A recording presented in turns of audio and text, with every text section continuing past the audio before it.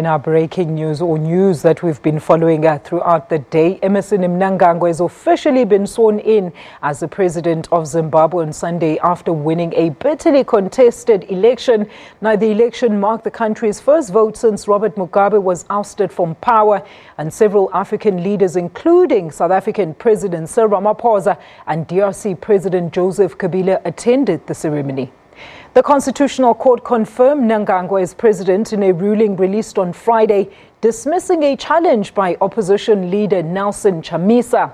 And once Mugabe's right-hand man, Mnangagwa of the ruling ZANU-PF party won the election with 50.8% of the vote, just enough to meet the 50% threshold that is needed to avoid a runoff against Chamisa, who scored a 44.3%.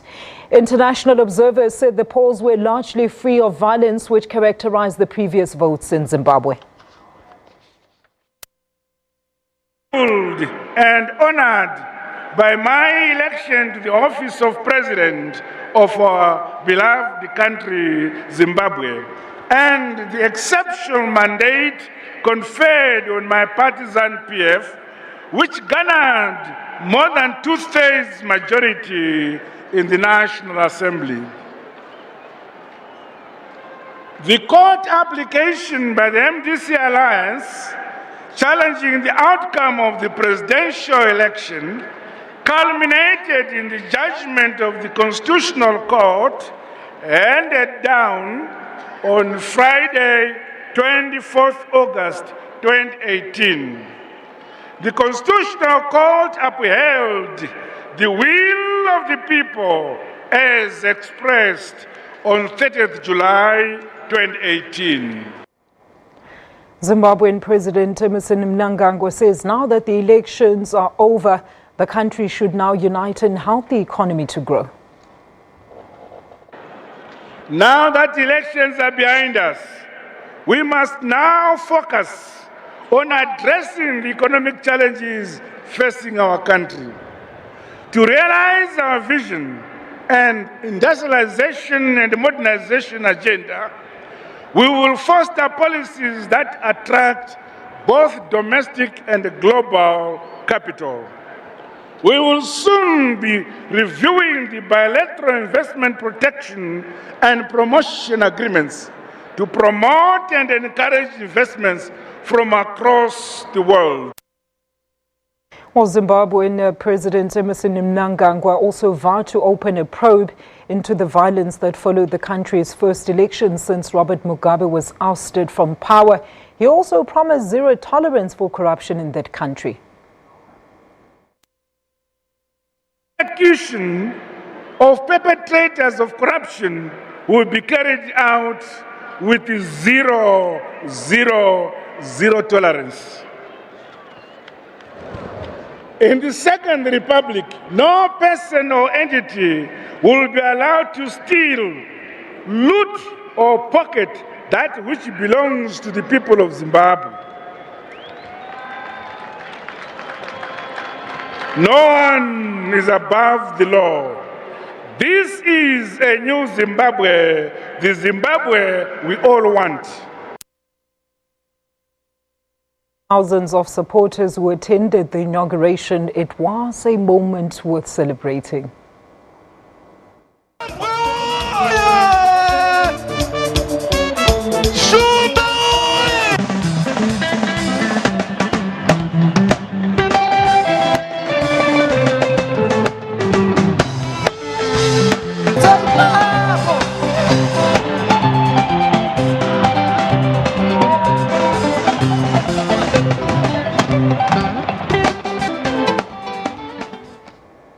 All right, for more political analysis on the situation in Zimbabwe, let's welcome from our Pretoria studios, Dr. William Mpofu. Doctor, a very good afternoon to you. Thank you so much for joining us. First of all, your sentiments on today's inauguration. What is happening is that the inauguration is only going to serve to create more questions, new questions before the old ones have been answered. The question of political legitimacy, political credibility, and political feasibility of the so-called Second Republic is still hanging in the air, and that question requires more durable answers than just political rhetoric. And Doctor, look, we know that incumbent President Emmerson Mnangagwa is now 75 years of age. But do you feel that age is significant in terms of him possibly running for another term? I mean, he will be finishing his term at 80 if he does. Yes, that is exactly one of the metaphors that can show you that President Mnangagwa still carries the old problems of the previous and the present political culture, where renewal, where reinvention, where refreshing is not taking place. He is a candidate that should have long seen his retirement, but he is here promising us a new era and talking about the future, which just shows us the stubbornness of the Zimbabwean political and national question, where old communist, socialist, and other political cultures are refusing to die.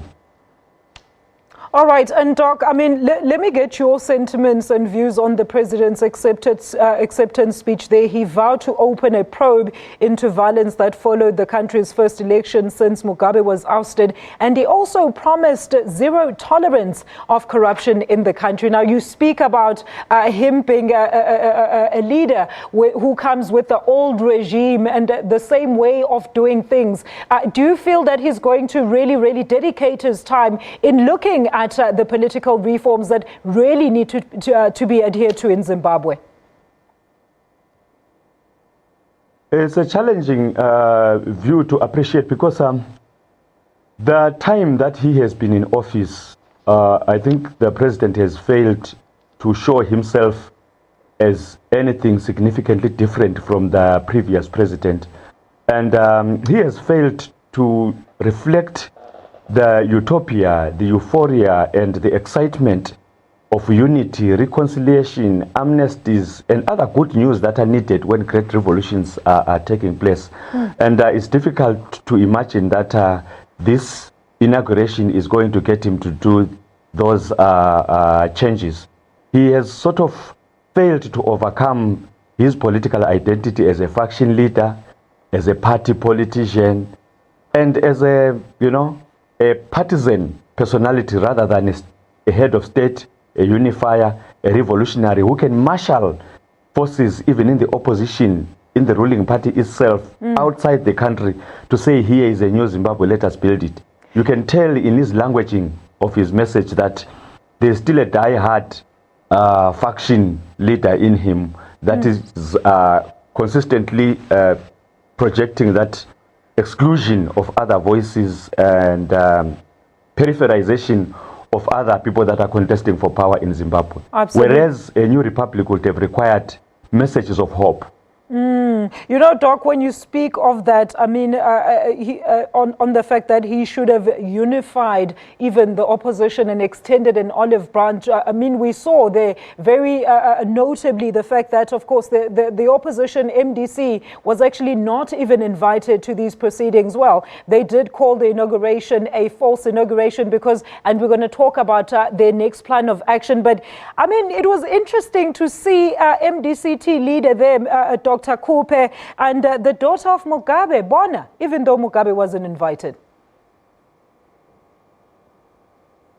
Yes, that is what great revolutions look like, where people that were enemies before become simple opponents, become adversaries, but they salute the same flag, they sing the same national anthem, and they tend to then get engrossed in the same policies. Enmities of the past, conflicts of the past, and other frictions of the past get buried, and then you have this resurrection of new citizens that are geared to work together.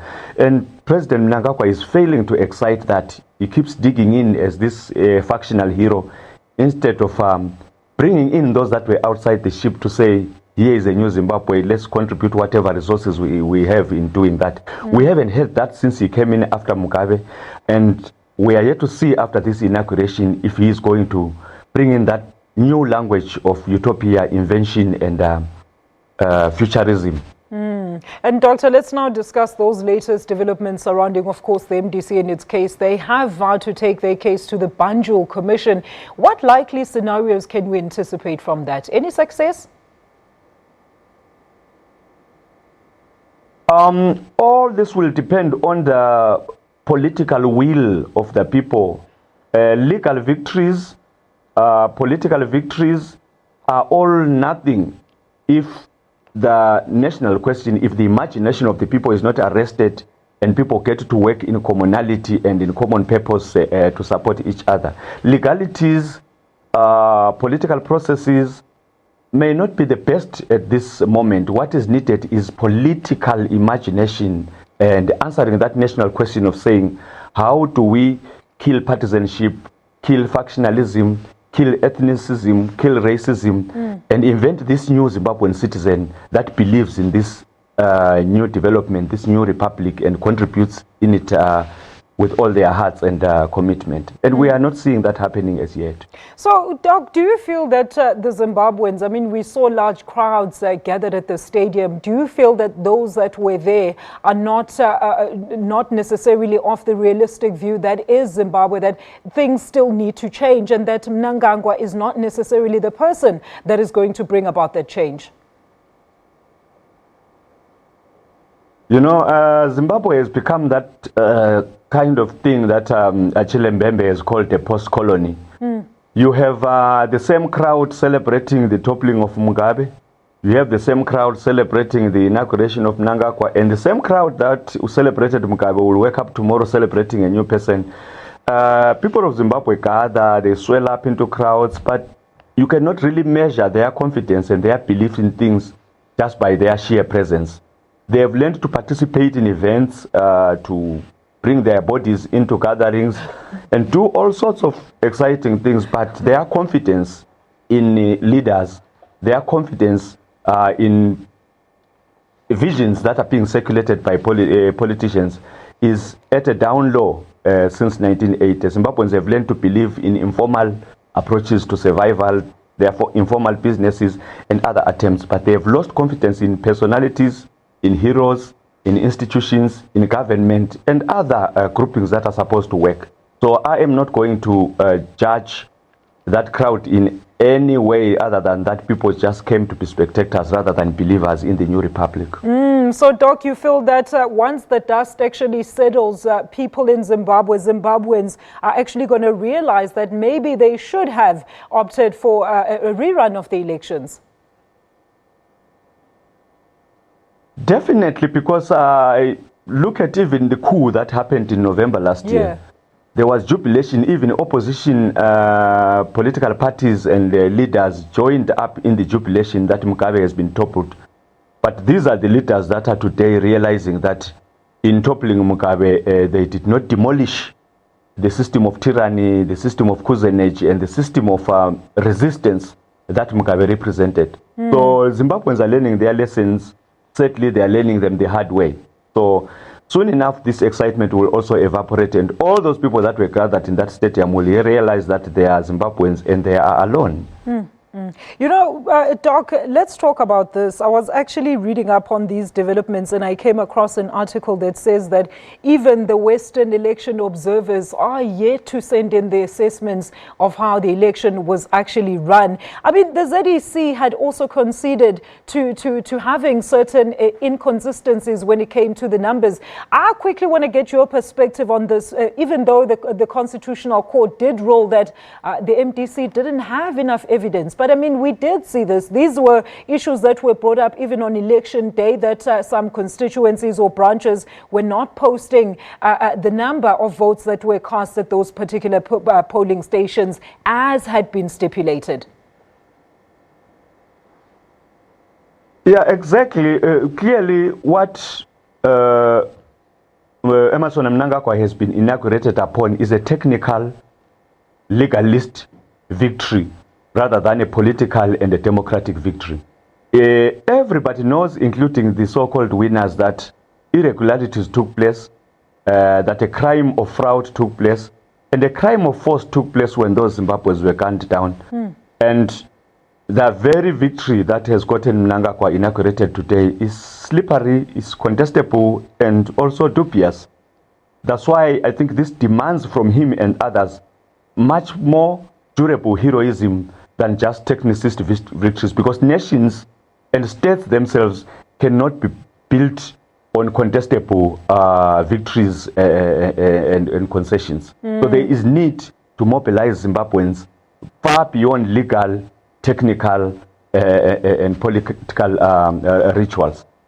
And Doc, just as a parting note, I mean, it's the new regime now with Mnangagwa. What should be at the top of his reforms that he sets forth for the country? We know, of course, that the economy in Zimbabwe is largely suffering.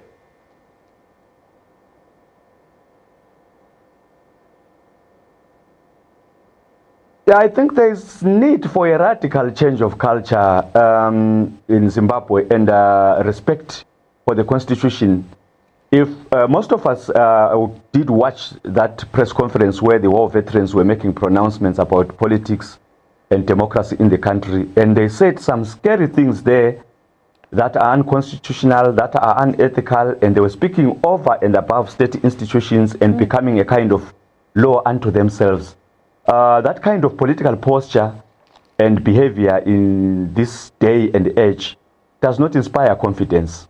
And I think Zimbabweans at large, politicians, including in the opposition, need a radical change of political culture where institutions can be allowed to work, the constitution can be respected, and that leaders perform above factions, above parties, and operate as state leaders in a manner that will inspire confidence in the country. And then, and only then, can Zimbabwe join the Committee of Nations, attract the needed investors and donors as another country and not a case study of how things are not supposed to be done in Africa and in the world at large. So there's a lot of homework for Emmerson Mnangagwa than just rhetoric. And I think this demands from him a change, because unlike Nelson Chamisa, who was going to work for the future, Emmerson Mnangagwa needs to work in undoing part of the past that he carries on his shoulders. He has a lot of work on working on himself to reinvent himself and make himself ready for this new republic that he has announced, because he comes with a lot of mud, with a lot of baggage, and a lot of luggage from atrocities, corruptions, and problems of the past in the old Zimbabwean Republic. All right, and Doc, I have one more with you. I mean, just as an afterthought, with the MDC now heading to the Banjul Commission, don't you see this or think that this will further divide Zimbabweans? Because we saw, I mean, it was the dispute and the contestation of the election results that actually led to the violence and reports of intimidation of the opposition. As you alluded to earlier on, the opposition parties in Zimbabwe are not allowed to exercise their political rights. Definitely. Whenever legitimate means of political expression are blocked, when elections become dysfunctional and are no longer a measure of legitimacy, when the courts cannot be trusted to pass inclusive judgments, people like the MDC will try what they're doing to try and exhaust all avenues and channels of appeal. And they should be congratulated for doing that, because they are doing it within the constitution, they are doing it legally, and they are not starting a guerrilla movement. They are not resorting to arms of war, which happens elsewhere. So you can see that is an attempt by genuine and brave Zimbabweans to try and peaceably find a resolution to these problems. And I think they should not only be encouraged, but they should also be supported. But more importantly, now that he has been inaugurated, I think Emmerson Mnangagwa needs to sit down with himself, stop political campaigning and even campaigning to himself, and look at what he needs to do to prepare himself to be equal to the republic that he has promised, and see what homework he has to do before he is legitimate enough to carry out this work that he has promised.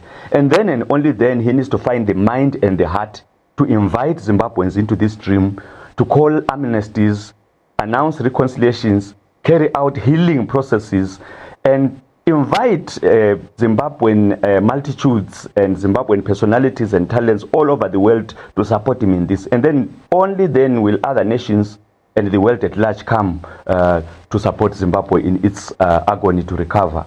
You know what I find interesting, Doctor, is that the Constitutional Court judgment that you've just mentioned there, let's make reference to that. The international community, including the UN, were so quick to accept that this was an actually fair judgment. But, I mean, as we've heard on the ground, a lot of people are not happy with that, saying that the court actually failed to look at the actual evidence that was presented to it, the facts that the numbers were not correct. And, of course, we do know, as you were saying, that Emmerson Mnangagwa has a lot to do. He has to sit down with himself now and try and effect those changes. There's a lot of sanctions also on Zimbabwe. Talk to us about these, Doc. Yeah, all those are problems that Zimbabwe has that cannot be tackled by mere use of rhetoric. The first people that should endorse an election and express satisfaction about all the processes are the Zimbabweans. Absolutely. And they have not done that. UN might do it, AU might do it, SADC might do it, and these international observers might do it. But if Zimbabweans themselves are still divided along the lines of factions and parties by these elections and all these processes, that the homework of recovery and healing hasn't taken place. It's the people of Zimbabwe that must achieve satisfaction. And it's the people of Zimbabwe that must be united. So that's why I'm saying in argument that things are not getting any better up and until Emmerson Mnangagwa, especially now that he has this state position, they actually sit down and carry out their own Damascus conversions, where they can change themselves first before they can change this country. And then they can change the people of this country. Otherwise, whatever he is saying is just a song in rhetoric, still political campaigning and political jostling. The homework is inside himself, inside his faction, and then the party, and then the government and the people of Zimbabwe and the world at large. So, Doc, it sounds to me like you foresee the country, descending into turmoil, as we saw what happened in Kenya in the aftermath of that disputed election, as you feel that maybe Zimbabweans are not necessarily partisan. Some Zimbabweans are not necessarily partisan to the Constitutional Court ruling, to, of course, the election results that were on the 30th of July. Yeah, Zimbabweans should be congratulated for courage, for bravery, and for patience. If it was another setting, another country, that country would have been in war already. But they have this resilience and this endurance and this long-suffering nature of theirs, which their leaders are not meeting halfway through. So you have a peaceable people, a patient people that suffer all the vagaries that they've been subjected to, but have still not jumped out of the constitution to seek resolution in unorthodox measures. So that partisanship that that national partisanship that you are asking for will only come when the leaders humble themselves, when they change themselves and come before these people and propose genuinely new visions and new policies, not this political rhetoric that we have received since 1980, where these heroes come, chant slogans, sing beautiful national anthems, and promise multiplicity of visions that come to naught as leaders themselves become rich and the people poorer. So Zimbabwe needs a new revolution, and that new revolution requires new politicians. If Emmerson Mnangagwa is going to be that new politician, he has a lot of work in renovating himself to fit into that category, because he is certainly a citizen of the previous era. But then, Doc, do you feel that the people of Zimbabwe then have their trust in Mnangagwa or the ZANU-PF? Because it seems like, there's a choice in between the two then. Yes, but their choice has not been respected by processes. Their voice has not been heard. Even the court has failed to give people of Zimbabwe closure as to what is the political resolution of the of the moment. The national question remains unanswered, and many sub-questions remain popping up. And the question of legitimacy, the question of credibility, and the question of feasibility of this new establishment is ballooning bigger and bigger every moment as politicians continue to participate in rhetoric and other rituals. So as we speak, that country is getting more and more divided, and that's all the ingredients for a crisis are in place in Zimbabwe, and we pray that it will not go that direction. You know, Doctor, thank you so much for joining us. I do have in studio with me now another political analyst, Mr. Tino Mambeu. He's been at the forefront of the Zim elections, giving us, you know, some views that we might have failed to even get, like on-the-ground analysis of, you know, some of the developments in Zimbabwe. Tino, a very good afternoon to you. You're late. Thank you for joining us. Good afternoon to you and the viewers. Thank you so much for being here. I was just talking to the doctor there. You know, we've gone through a lot, but I want you to talk to us about your sentiments of today's inauguration. It seems like the Zimbabweans that were there were happy, but the doctor says the people that were there were just showing. I mean, it's the same people that celebrated when Mugabe was actually removed from power. They will come again tomorrow to celebrate if a new leader was actually installed. And he feels that the will of the Zimbabwean people has not been exercised in this stage. Well, it's very true. I think the SABC News channel will be very correct if you were to look at November and what happened in November, where we saw people in Hillbrow, people in America, people all over the world celebrating the downfall of Mr. Mugabe. Yeah. It was in hope. But now what we have seen with the election of Mr. Mnangagwa now, I have not seen so much of celebrations. I think it all speaks to the very same fact that there has not been a legitimate election. Yes, he was unduly elected and he was declared. I wouldn't say that he has won. So those are the things that our Zimbabweans are saddled with. And as we go for the next 5 years, we begin to ponder whether his administration will be in a position to deliver the services that are so needed by the people of Zimbabwe. We have a stinging cash crisis. We have got a stinging unemployment rate. We have got lots and lots of problems. So where do we go when we cannot offer ourselves a free, fair, credible election? It's a shame. You know, Tino, I'm going to keep you and the doctor here because I have to take a quick ad break. We're going to continue with this discussion because you've just arrived. Let's take a quick ad break. We're going to continue with that discussion and more news right here on SA Today. Stay with us.